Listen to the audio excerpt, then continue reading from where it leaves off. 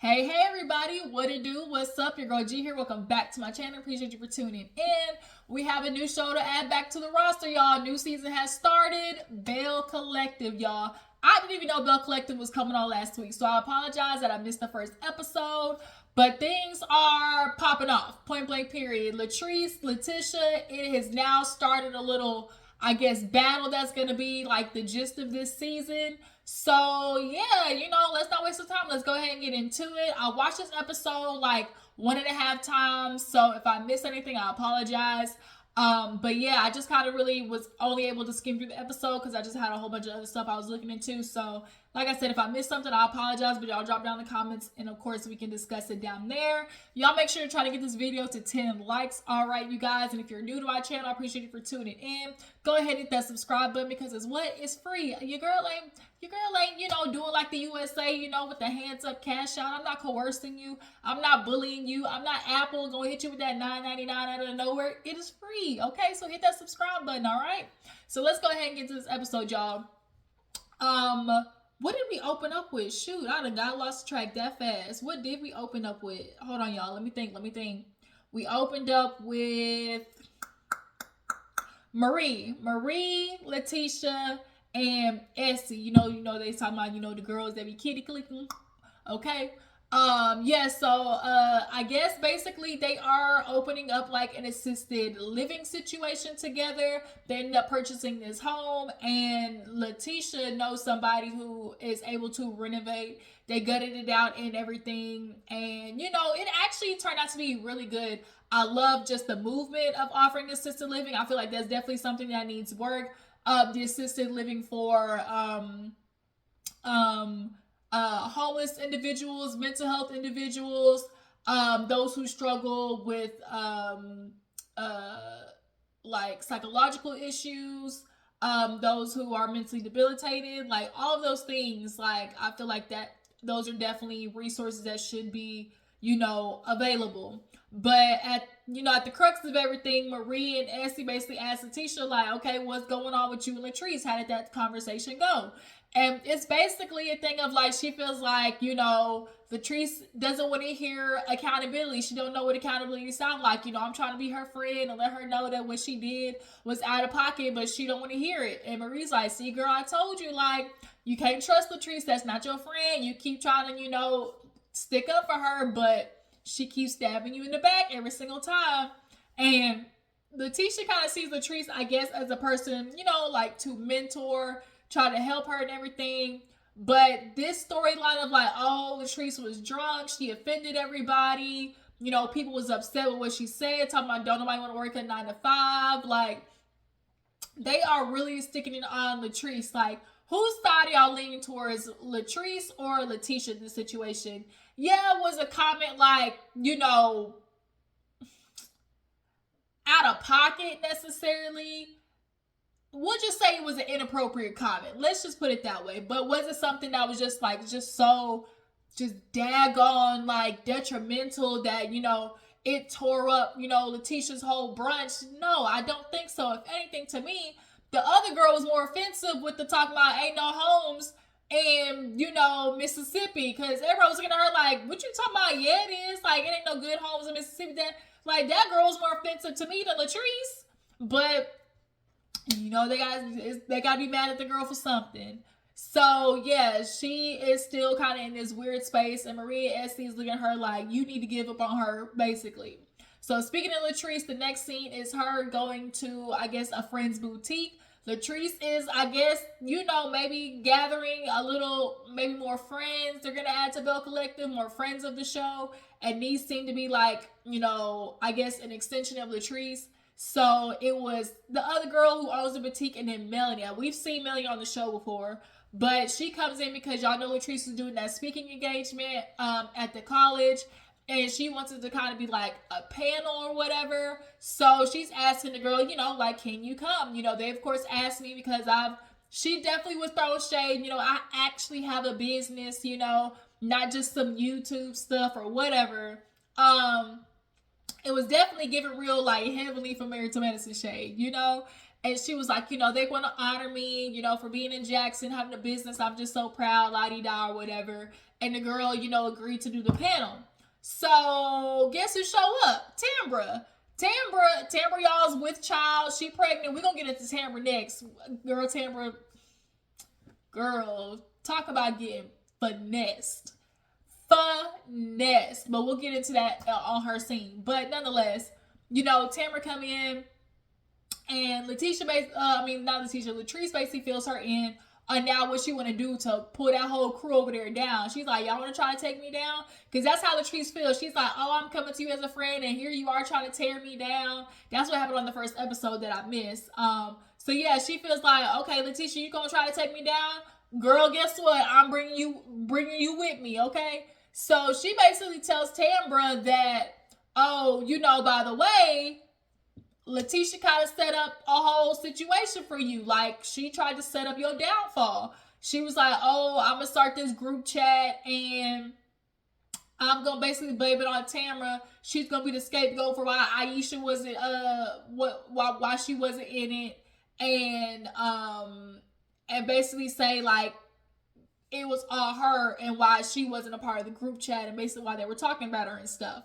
And Latrice is kind of giving real, like, oh, if we fall out and you was my friend, like, you don't go sit there telling my business. Like, is Latrice kind of giving that where it's like, oh, were you really my friend? If when we fall out, you want to go run and tell the streets all my stuff? Like, yeah, a little bit. But for the sake of what Letitia's doing to her, and like now coming for her the way that she's coming for her, like, is Letitia really wrong? Like, that's what I'm saying. Like, do y'all fault, let's put it this way, do y'all fault Latrice for now trying to basically out Letitia for what she did? Because Latrice just feel like, girl, I was your friend. And although Latrice, you did kind of get caught up because you did literally say on some type of, little podcast or whatever that these women is just your coworkers and that you don't think about these heifers. So, I mean, Letitia does kind of like have a right to be like, well, damn, bitch, like, I thought we was friends. So it's like, now that you are claiming like, well, no, I'm sorry, like, I wasn't really thinking about you. Like, you really are my friend. So it's like, okay, we were friends, and now Latrice wants to pull the, oh, I was being loyal to Letitia, and of course, when I see something's wrong, like, I'm gonna say something. Although I didn't say that back then, I, need to own up to what, what was wrong that was done to Tamra. So she basically tells Tambra, and Tambra kind of reacts like, not too bad. She was like, oh, thank you for telling me, because I knew 99% that that's not, that's what I said, I think maybe it wasn't through text message, but I definitely think Tambra felt some way about Aisha coming. Is it Aisha? Why am I feeling like that's not the name? Aisha? Is it Aisha? Iska? I don't know why the name is falling on me right now. But nonetheless, y'all know who I'm talking about. Like, I feel like it definitely was something in conversation. But now that, Latrice is coming out for Letitia, this is going to definitely be something that this whole season is based on them, like, bumping heads. And so, girl, who is Latrice's friend, she was like, girl, Letitia, she would sit there and blame me for the brunch and everything, but, we didn't talk about this cold food, she's like, I ain't trying to say nothing, but, when I got my food, it was cold, everybody else could have not been, but my shit was cold, so you would say, like, oh, blame me for the whole downfall of the brunch, girl, and it's like, once again with the food, like, dang, Letitia, they come over here again with the food, because, girl, you got ate up the first time about them birthday ass waffles, but now here you go again with the cold food. So yeah, I don't know how this is gonna necessarily play out with Letitia and Latrice, because they clearly are not landing. Okay. So moving on, there was a stupid little scene with JJ and Sogucci. I feel like that they playing, like, basically it's the mama in the house causing a ruckus. JJ, he and mama's boy, Sogucci tired of it. She want the mama to get out, okay? The mama talking about where my coffee, and she want to pull the, oh, see, that's the problem. You the head of the household, baby. My son, you not supposed to listen to her. She's supposed to listen to you. all that type of stuff like that, and so it's just kind of like, yeah, that whole thing, I just felt like it's giving real storyline, if you honestly ask me.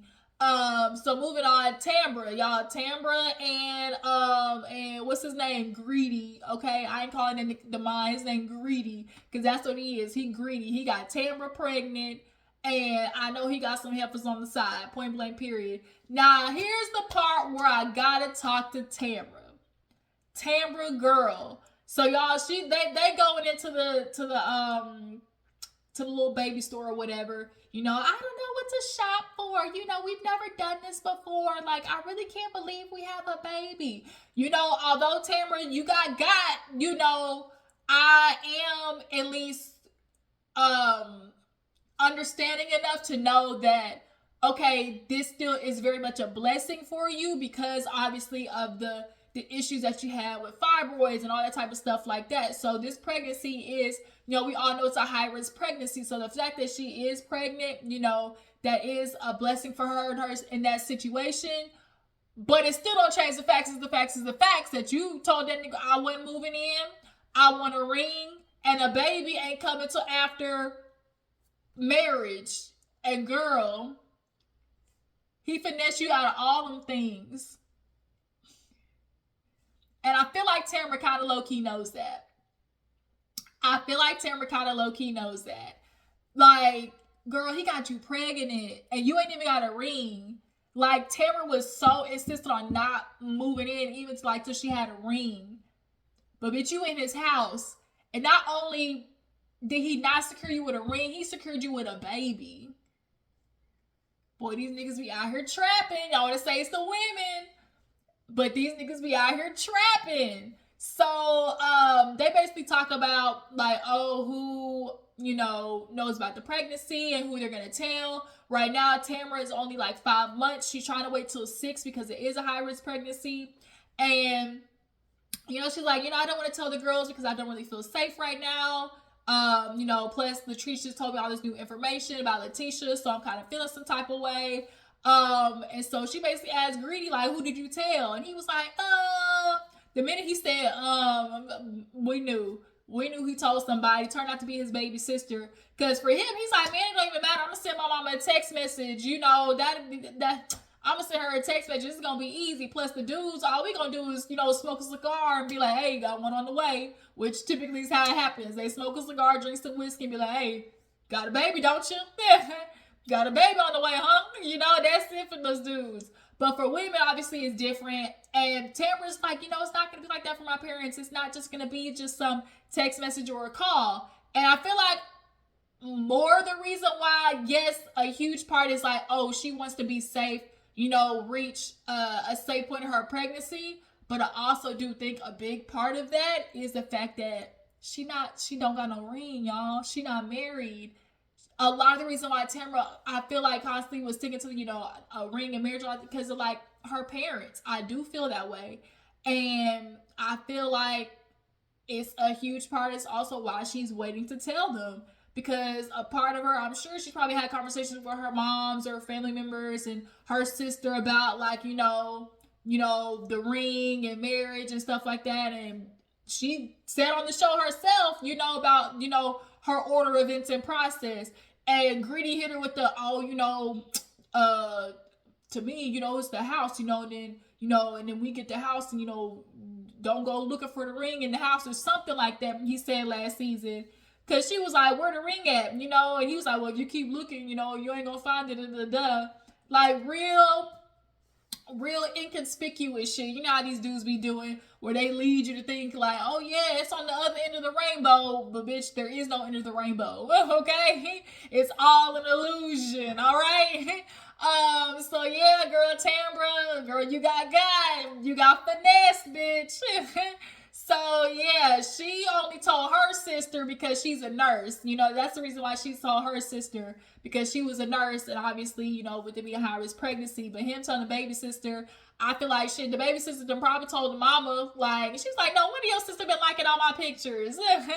But yeah, like Greedy, she was like, and also too, this was a big thing too for Tambra. She's like, I've been telling people, oh my God, I can trust him. I told him not to tell nobody. And now here it is. Now I feel like now I can't trust you. When I say, when you looked me in the face and said that you weren't gonna tell nobody, I really believed it. And all he could say was, cause she was right. And like, it was an instance where she's feeling like, damn, like you told me and I took that as face value, but you lied. You lied. So, red flag. Well, hold on. It might not be a red flag, but it's giving yellow. Flag on the play. Flag on the play. All right. Tambra, good eye on that. Okay. So moving on. Latrice holds this like really pretty ceremony for her mom. She is wanting to retire her, or she did retire her, which I freaking love. When you are a child just in general and you watch the struggle of your parents, or if you were raised by a single mama working 2 and 3 jobs, you see how hard that shit is, bro. And so you hopefully get to the point where you feel like, dang, I'm gonna get successful and I'm gonna retire her, or I'm gonna at least, pay off the house, something. And so it was a very beautiful ceremony. We actually saw Stormy, which I'm gonna have to watch over Marathon School after this. But I saw Stormy there with her gold plated G-Wagon. And the other girls were there. But yes, it was a nice ceremony. They got up and spoke about it and everything. Latrice filled Clinton on how she's feeling like Letitia's coming for her. She's like, oh, she said I wasn't drunk and I ruined the brunch, and the fact that I said it was a freaking 9 to 5. People were just so just dead over it. They didn't appreciate that. And so she's like, feeling like, dang, like this girl really ain't my friend. And Cliff is just kind of like, okay, that's a you and Latrice problem, cause me and Glendale, we here. Me and Glendale, we solid. So Latrice just kind of looked like him, like, man, whatever. Like, okay, like she was feeling some type of way. So what else happened after that? The retirement. Was it the date right after that? I feel like there was something else. Was there something else? I feel like there was another scene. No, that might have been it. Yeah, I think that might have been it.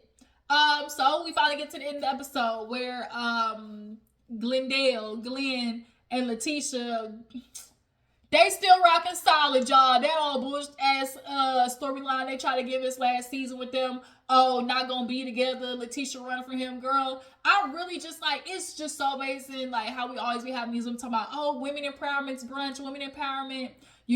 Don't take, no shit. Like, especially one of those things, the biggest things about not taking shit that life give you. One of the hugest part of that is these dog niggas out here. Like, for real, bro. Like, y'all be married to these whack ass dudes, but then talking about empowerment. But there's never no empowerment to leave the dirtiest life source of them all, which is the dude that you married to. Glendale ain't gonna be goddamn monogamous to Letitia. She know that. She pulling a whole ass Robin right now. Robin from Real Housewives of Potomac, if you don't know what I'm talking about. Like, just staying. And it's so unfortunate. Like, it really is. Like, my heart hurts for women like that, for real. Because this has been years and years and years, y'all. So she was like, yeah, we are married, but we're dating, and oh no, I know what the other scene was. I feel like I'm forgetting something. It was Latrice. Latrice went to the college or whatever. She went to the college and did her whole speech and everything. It was a little shaky in the beginning. She was like, where am I talking? And girl, I was confused because they asking questions about you. But girl, your whole speech that was supposed to be about you was them throwing subliminals and passive-aggressive shots to the other ladies. She was talking about like, yeah, my business is really in Jackson. I'm not like other people out here. He asking about like, oh, how does it feel like to be, when you started your vending machine and everything like that. She was like, yeah, I really, you know, do my business in Jackson. I reside in Jackson. But then was like, well, I don't really, my house, I ain't living in Jackson. It was kind of like, bitch, like, what the fuck? You trying to throw shade at everybody else? And like, girl, she like, yeah, you know, it's a lot of, oh, it's cool when they do it, but it's a problem when I do it, you know? Like, she just thought, girl, it was supposed to be about you. But after she was like, yeah, you know, I could just really tell, like, this whole situation with Lateshia is just on my mind. When she asked her people after, how did I do? They're like, did I do a good job? Both of them was kind of like, yeah, like, yeah. They was real slow to answer. They're like, you know, at first it was a little shaky, you know, but eventually we got there. We landed the plane. But she was like, basically telling them once again, like, this situation with Lateshia really got me messed up because I'm just feeling like, dang, I thought you was a friend, but you really trying to like, you really trying to like run me in the dirt out here. You running this bus over me, do, and then hitting reverse and going back, skirt, and then going do again, like for real.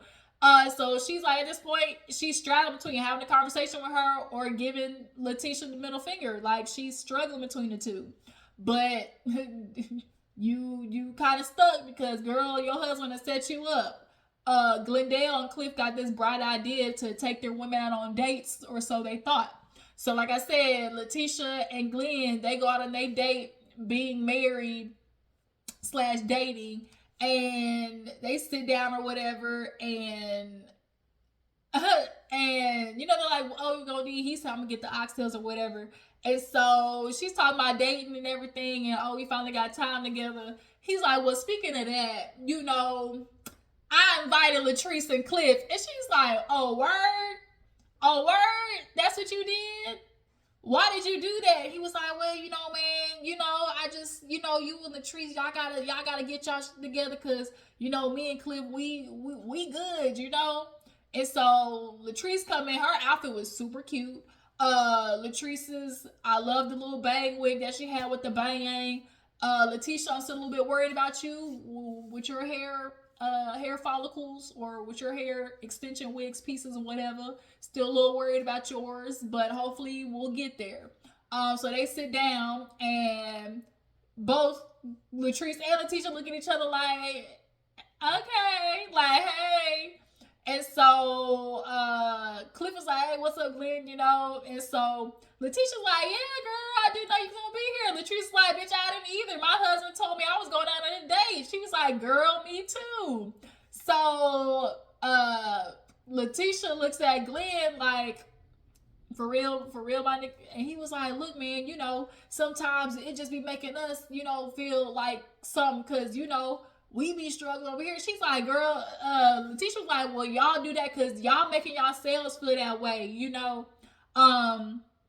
Y'all issue, like, y'all ain't gotta have an issue or whatever. Because truth be told, like, they don't have to have an issue. You know, Glenn and Cliff still rock, so let that be it. But I did find it very entertaining when Lateshia called Cliff ass out, when she was like, Cliff, you influencing Glenn. The only reason that y'all really close is because y'all both are insecure men. Y'all both scared of losing y'all women. I said, and call it, because Cliff, the whole situation, you try to talk about Lateshia with the stripper and all that BS, and then you go call Glenn at his own whole ass job to sit there and talk about his wife. And you, like Lateshia said, oh, you gotta be a good wife to your husband. And she's like, bro, what about him being a good husband to his wife? Like, for real. So she's like, y'all want to sit here and bond on insecurities. Cliff, whatever hold you got on Glendale, I'm gonna need you to release it, okay? Because I don't need none of that mess. The way that you be acting with Latrice, y'all's relationship, it ain't gonna happen over here. So Cliff and Glenn, they take their meal basically and get up, and Latrice is kind of like, girl, they done played us, you know, whatever. So Lateshia said something. She's like, well, you know, it is what it is, And Latrice is like, let me order a drink, because, you know, I'm a drunk. And Lateshia look like, girl, like, I be drinking, you know, I get drunk, but it's about when and where, which it is true. Like, it's about a time and place. And Latrice went to sit there and say, like, girl, I wasn't even drunk. You trying to put that on me, and I didn't even drink. And bitch all said, oh, word, you didn't drink? Flashback. And literally flashback to when Latrice was like, bitch, I'm tipsy. And it was kind of like, damn, Latrice, once again, you got caught in that line again.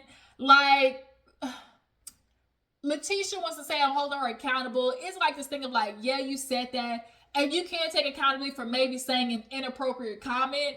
But I think where Latrice is feeling some type of way is where Lateshia tried to make it seem like, oh, this whole facility, this whole thing was messed up because of what you did, you know? And that's not, she's feeling like, girl, I had people coming up to me after, so it wasn't as bad as you try to make it seem. And I think that's where they are colliding. But that's where the episode ended, you guys. Y'all tell me, what side are you on with Latrice and Lateshia? Who are you okay with the fact that Latrice is putting Lateshia on blast for that whole Akeisha? That's what that bitch name is, Akeisha. Akeisha, yeah, with the whole Akeisha text situation. How do you guys feel about Cliff and Glendale still being friends, even after them beefing, you know? And what do you guys feel about Tambra and the Greedy situation? Do y'all feel like Tambra got finessed? I don't feel like she did, but y'all know in the comments, like, y'all feel like is Greedy gonna ever give her the ring? Is Greedy gonna ever give Tambra the ring is the question. I appreciate y'all for tuning in. Y'all make sure to follow my Instagram and Twitter, and I will catch you guys in the next one.